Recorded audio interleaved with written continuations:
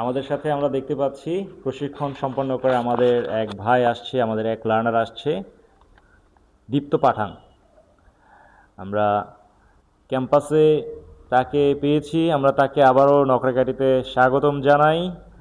আমরা দেখতে পাচ্ছি যে এখানে 5 স্টার সম্বলিত freelancer.com এ দেখা যাচ্ছে যে টপ 3 নম্বর অর্থাৎ টপ 2জন হচ্ছেন আমাদের নকরেক ইনস্টিটিউটের লার্নার। এটা আমাদের খুব ভালো লাগছে।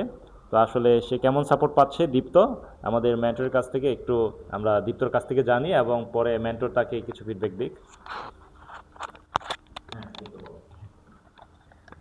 আসলে নকরেক আইটি সম্বন্ধে কী বলবো, শুরু থেকেই আসলে সাপোর্টের বিষয়ে সেটা ফেলে দেওয়ার মতো না। আমার লার্নার আমার পাশেই আছে, উনি লুসাইদা, ইভেন বস আছে যিনি ভিডিও করছেন, ওনারা সবাই আসলে যেভাবে মানে সাপোর্ট দিয়ে যায় আমাদেরকে, মানে বিশেষভাবে আমি যেভাবে সাপোর্ট পাই এটা বলে শেষ করতে পারবো না। আসলে আমার এত উৎসাহ বেড়ে যাচ্ছে কাজ করার প্রতি অনলাইনে, আসলে কি বলবো, আসলে বলার মতো আমার কোনো ভাষা নেই।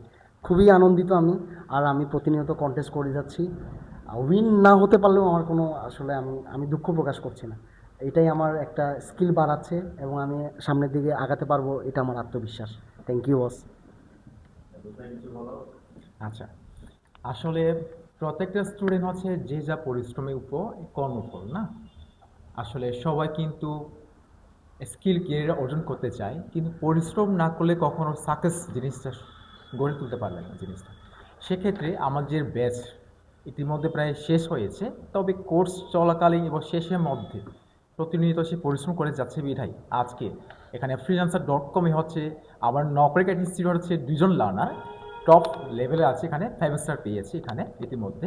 তার মধ্যে আমাদের লার্নার আছে একজন আমার কাছে প্রিয় লার্নার, সে হচ্ছে 5 স্টার পেয়েছে। এবং সেভাবে আমরা সর্বোচ্চ, তবে রাত 1টায় পরেও কি সে সাপোর্ট চাচ্ছে, সাপোর্ট দিচ্ছি আমরা। সত্যিকার অর্থে কি রাত 1টার সময় সাপোর্ট দিয়েছিল? আসলে একটা বললে আসলে কম হয়ে যায় বস। আমি গতকালকে ওনার সাথে 2:30টার পরেও কথা বলছে, একটা বললে কমই হয়ে যায়। 2:30টার পরেও আমি সাপোর্ট পেয়েছি, একদম ট্রুলি। আমাদের দীপ্ত পাঠান ভাই সে নিজেই বলল যে সে রাত 2:30টার সময়েও হচ্ছে মেন্টরের সাপোর্ট পেয়েছে।